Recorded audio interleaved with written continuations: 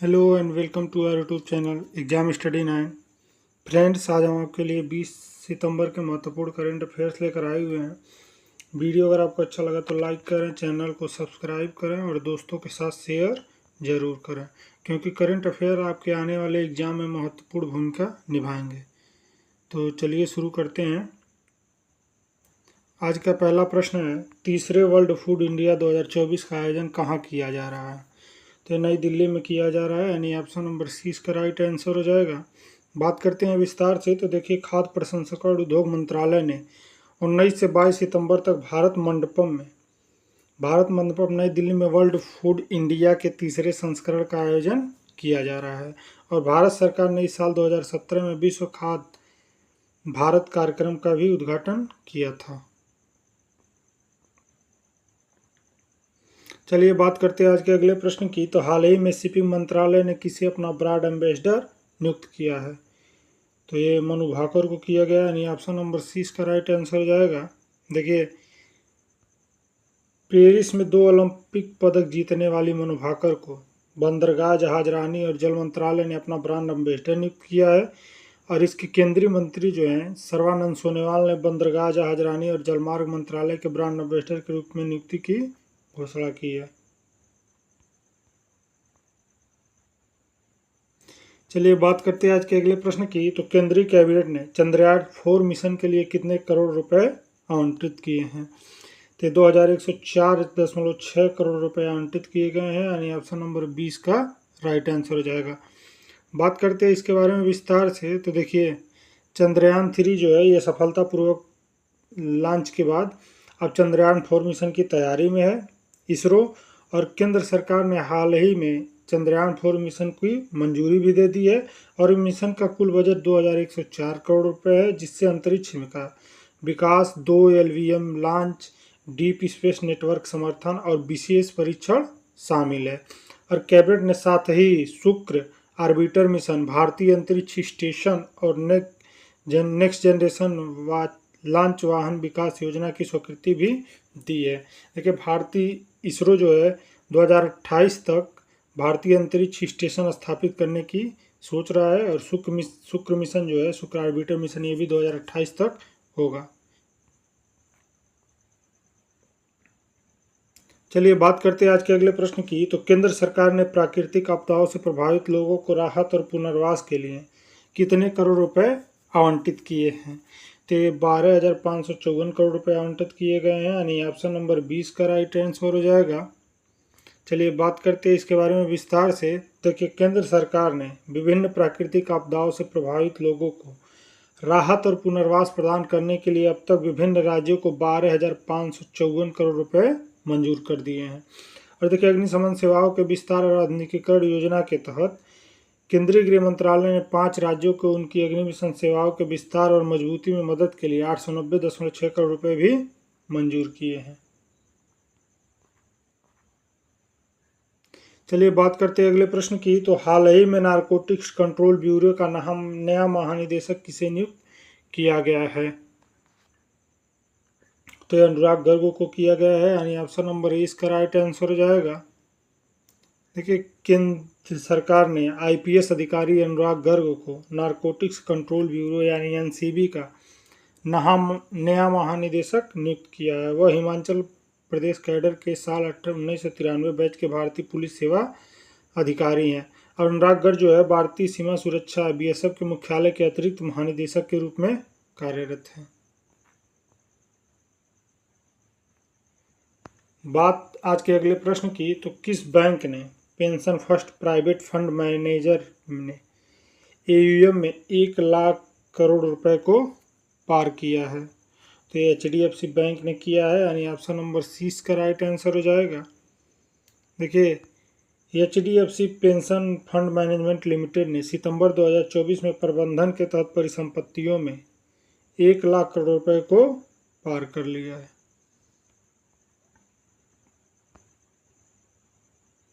HDFC life की सहायक company के रूप में HDFC पेंशन खुदरा और कॉर्पोरेट क्षेत्रों में कुल NPS AUM का 43.6% प्रबंधित करती है।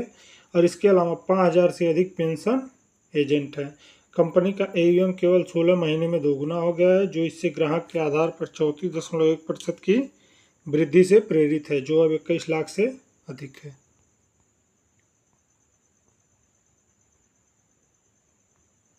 चलिए बात करते हैं अगले प्रश्न की। तो किस बैंक ने अश्व क्रेडिट कार्ड लॉन्च किया है? तो IDFC फर्स्ट बैंक ने किया है, यानी ऑप्शन नंबर 20 का राइट आंसर हो जाएगा।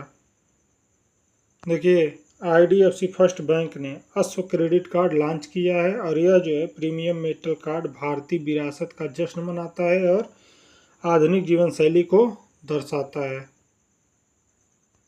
और यह कार्ड जो है अंतर्राष्ट्रीय लेन देन पर 1% विदेशी मुद्रा शुल्क, 20,000 रुपये से अधिक व्यय पर 10 गुना रिवार्ड पॉइंट और एयरपोर्ट लाउंज में बेहतर पहुंच प्रदान करता है। और देखिए, इसके अतिरिक्त लाभों में 25,000 रुपये तक की यात्रा रद्द करने की कवरेज, मूवी टिकट पर छूट भी शामिल है। और IDFC बैंक के बारे में जानते हैं, एक और इन्होंने लॉन्च किया। तो देखिए, IDFC फर्स्ट बैंक ने उत्कृष्ट मयूरा क्रेडिट कार्ड लॉन्च किया। देखिए, IDFC फर्स्ट बैंक ने जो है मयूरा क्रेडिट कार्ड भी पेश किया है, जिसमें भारत की सांस्कृतिक विरासत से प्रीमियम मेटल डिजाइन है। तो ये इस कार्ड का नाम है। देखिए, IDFC फर्स्ट बैंक जो है भारत में बचत खातों पर मासिक क्रेडिट कार्ड लॉन्च करने वाला पहला बैंक भी है। चलिए बात करते हैं अगले प्रश्न की। तो किस विभाग ने स्वच्छता ही सेवा अभियान शुरू किया है? मत्स्य पालन विभाग के द्वारा ये शुरू किया गया है अब, यानी ऑप्शन नंबर 20 का राइट आंसर हो जाएगा। देखिए, मत्स्य विभाग ने स्वभाव, स्वच्छता, संस्कार, स्वच्छता विषय वस्तु थीम के साथ ही स्वच्छता सेवा अभियान को शुरू किया है।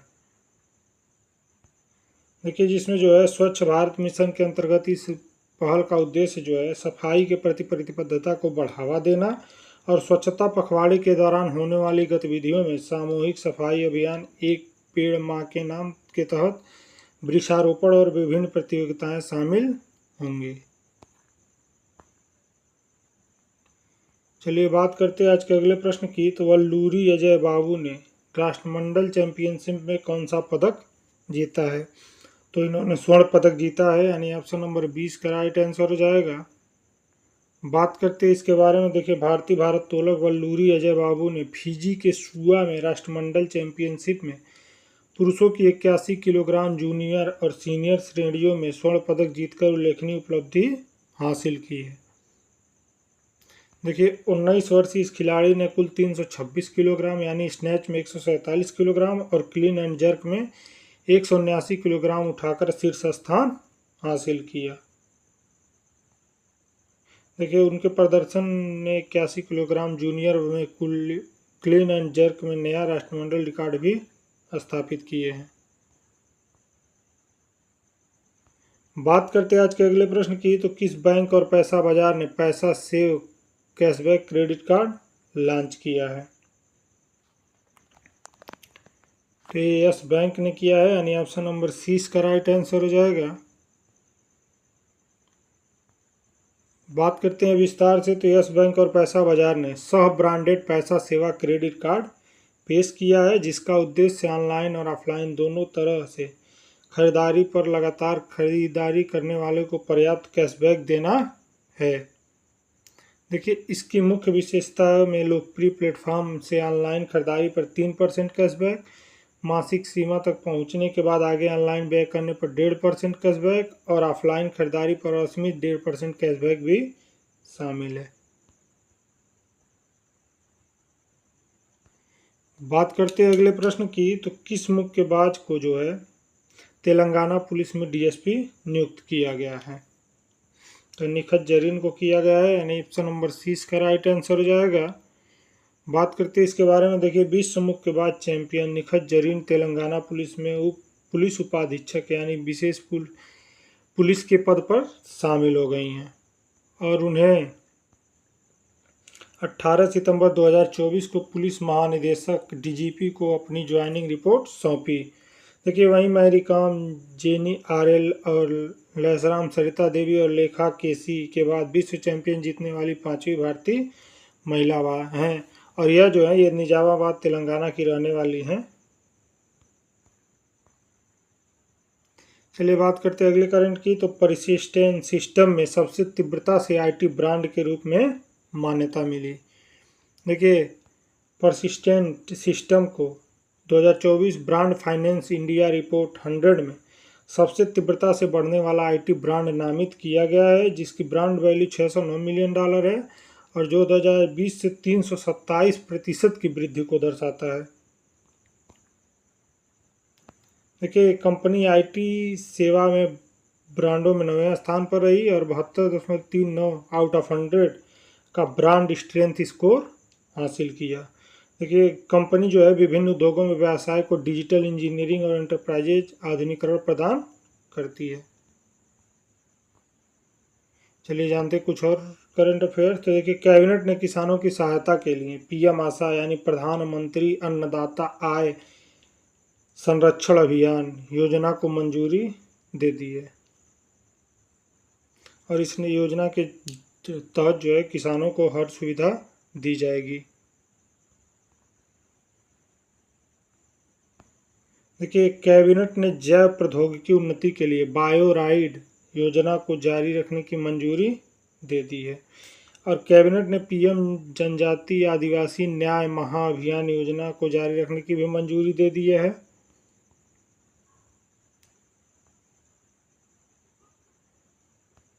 देखिए भारत जो है 2028 तक अंतरिक्ष स्टेशन स्थापित करेगा और इसरो जो है अंतरिक्ष मिशनों के लिए अगली पीढ़ी के प्रक्षेपण यान भी विकसित करेगा। चलिए बात करते हैं आज के अगले प्रश्न की। तो गतिशक्ति विश्वविद्यालय और किस विश्वविद्यालय ने रेलवे इंजीनियरिंग अनुसंधान और शिक्षा को प्रोत्साहन देने के लिए समझौते ज्ञापन पर हस्ताक्षर किए हैं? तो ये मोनाश विश्वविद्यालय के साथ किया गया है, यानी ऑप्शन नंबर 20 का राइट आंसर हो जाएगा। बात करते हैं अगले प्रश्न की। तो प्रधानमंत्री भारतीय जन औषधि केंद्र किस राज्य के सभी जिलों चिकित्सालयों में शुरू हुए हैं? तो मध्य प्रदेश के सभी जिला चिकित्सालयों में शुरू हुए हैं, यानी ऑप्शन नंबर 20 का राइट आंसर हो जाएगा। चलिए बात करते हैं अगले प्रश्न की। तो आईएमएफ ने तकनीकी कारणों से किस देश के साथ परामर्श मिशन अनिश्चित काल तक स्थगित कर दिया है? तो ये रूस के साथ किया गया है, यानी ऑप्शन नंबर 20 का राइट आंसर हो जाएगा। बात करते हैं आज के अगले प्रश्न की। तो राष्ट्रीय आपदा प्रबंधन प्राधिकरण यानी नेशनल डिजास्टर मैनेजमेंट अथॉरिटी और सेना का दक्षिणी कमान की 2 दिन की राष्ट्रीय संगोष्ठी एक कहाँ आयोजित की जाएगी? तो चेन्नई में किया जाएगी, यानी ऑप्शन नंबर 30 का राइट आंसर हो जाएगा। अब चलिए जानते हैं आज के कुछ अन्य करंट अफेयर्स भी। तो देखिए ऑस्ट्रेलिया के प्रसिद्ध मेलबर्न विश्वविद्यालय ने नई दिल्ली में अपना पहला ग्लोबल सेंटर खोला है। और देखिए केंद्रीय माध्यमिक शिक्षा बोर्ड यानी सीबीएसई की वर्ष 2025 की बोर्ड परीक्षाओं में भाग लेने वाले 9वीं और 11वीं की छात्रों का पंजीकरण 18 सितंबर से शुरू हुआ है और सीबीएसई की अधिसूचना के अनुसार पंजीकरण की अंतिम तिथि 16 अक्टूबर है। देखिए कनाडा सरकार ने अस्थायी निवासी आगमन की संख्या कम करने के लिए अंतर्राष्ट्रीय विद्यार्थी की संख्या घटाने की घोषणा की है। देखिए भारतीय रक्षा उत्पाद समिति ने अमीरात रक्षा कंपनी समिति के साथ रक्षा सहयोग को बढ़ाने के लिए 2 समझौते ज्ञापनों पर हस्ताक्षर किए हैं। और रिकी पोंटिंग जो है आईपीएल 2025 के लिए पंजाब किंग्स के मुख्य कोच नियुक्त हुए हैं। देखिए रिकी पोंटिंग जो है अब दिल्ली कैपिटल छोड़ चुके हैं और उन्हें आईपीएल 2025 में किंग्स 11 पंजाब का मुख्य कोच बनाया गया है और दिल्ली के वे 7 वर्ष तक कोच रहे हैं। देखिए पोंटिंग जो है किंग्स के लिए 4 सत्रों के लिए तीसरे मुख्य कोच हैं, जो आईपीएल 2024 आईपीएल सीजन में 9वें स्थान पर रही है और 2014 के बाद प्लेऑफ में कभी नहीं पहुंची है। उनके शुरुआती कार्यों में खिलाड़ी को बनाए रखना और टीम का आकलन करना भी शामिल होगा। देखिए अमेरिका के केंद्रीय बैंक यानी फेडरल रिजर्व ने 4 वर्षों में पहली बार ब्याज दरों में कटौती की है। और देखिए आगामी कॉमनवेल्थ गेम्स 2026 जो है की मेज़बानी स्कॉटलैंड के ग्लासगो शहर में होगा।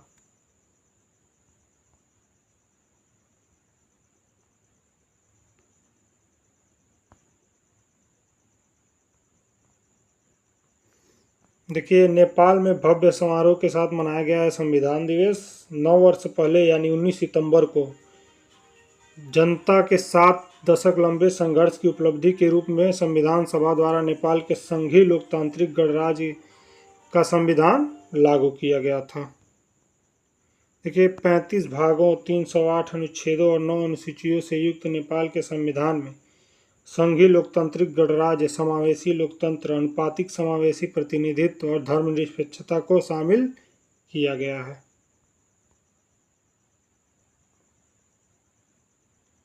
देखिए खाद्य प्रसंस्करण उद्योग ने 4 दिवसीय कार्यक्रम वर्ल्ड फूड इंडिया 2024 19 सितंबर को भारत मंडपम में शुरू हुआ दिल्ली में। देखिए वायु ने ONDC पर पहला zero commission food delivery app launch किया। देखिए भारत का पहला zero commission food delivery app यानी वायु अब open network for digital commerce यानी ONDC पर लाइव है। और ये जो है मई 2023 में लॉन्च होने के बाद से वायु ने प्रमुख शहरों में 3000 से अधिक रेस्टोरेंट के साथ साझेदारी की है। यह जो है टाटा न्यू और ओला के साथ मिलकर रेस्टोरेंट के लिए ऑर्डर वॉल्यूम बढ़ाता है और यह सुनिश्चित करता है कि उपभोक्ताओं को डिलीवरी पर शून्य कमीशन मिले।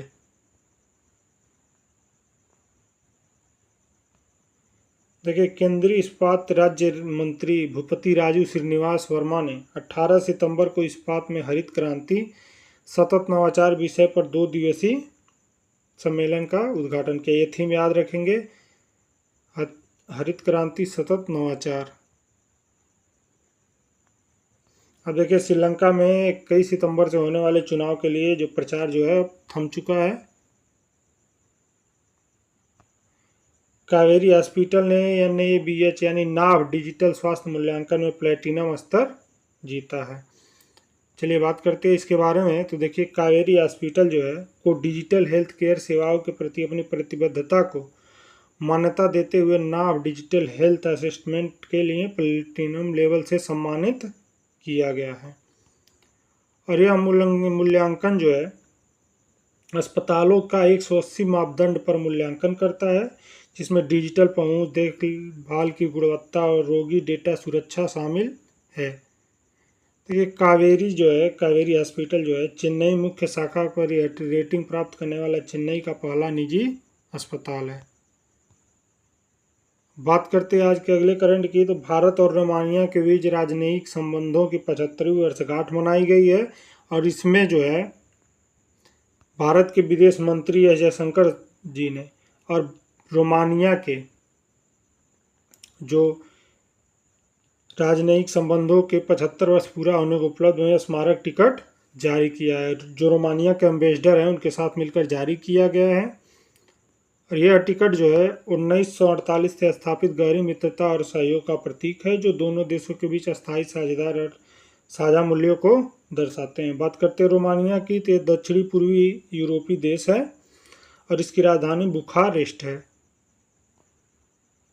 तो ये रहे आज के कुछ महत्वपूर्ण करंट अफेयर्स। वीडियो अगर आपको अच्छा लगा तो लाइक करें, चैनल को सब्सक्राइब करें, दोस्तों के साथ शेयर जरूर करें। धन्यवाद।